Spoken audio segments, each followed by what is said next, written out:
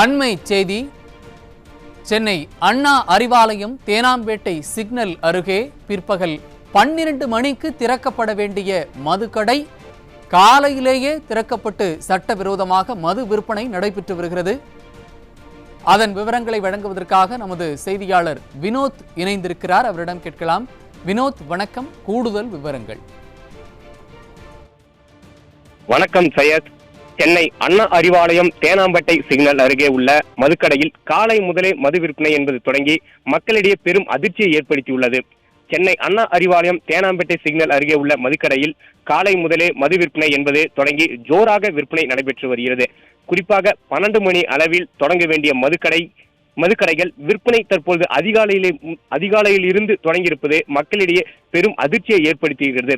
மேலும் மதுக்கடையில் ஆன்லைனில் பணம் செலுத்தும் வசதியும், கூலிங் பீருக்கு பிரிட்ஜி, தனி டம்ளர், சைடிஸ் என சகல வசதிகளுடன் தற்பொழுது மது விற்பனை என்பது தேனாம்பேட்டை சிக்னல் அருகே உள்ள மதுக்கடையில் விற்பனை செய்யப்பட்டு வருகிறது.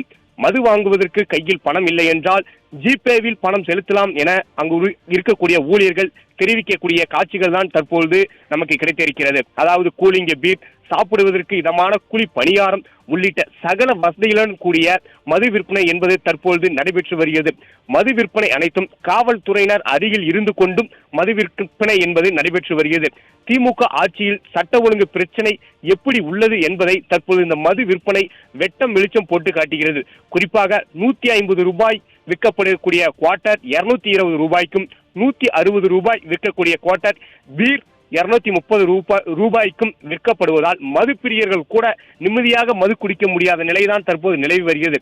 அதிலும் 12 மணிக்கு கடைகள் திறக்கப்பட வேண்டும் என அரசு அறிவிப்பு இருக்கும் பொழுது காலையிலேயே மது விற்பனை எப்படி நடக்கிறது என்று மக்களிடையே கேள்வி எழுந்துள்ளது.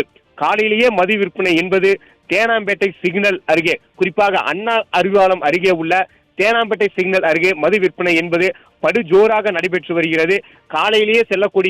காலையில் பணிக்கு செல்லக்கூடிய ஊழியர்கள் அனைவரும், மக்கள் மற்றும் அனைவரும் மதுக்கடையை நோக்கி படையெடுக்கக்கூடிய காட்சிகள் தான் தற்பொழுது நமக்கு கிடைத்திருக்கிறது. சையத், இணைப்பில் இணைந்து விவரங்களை வழங்கியமைக்கு நன்றி வினோத்.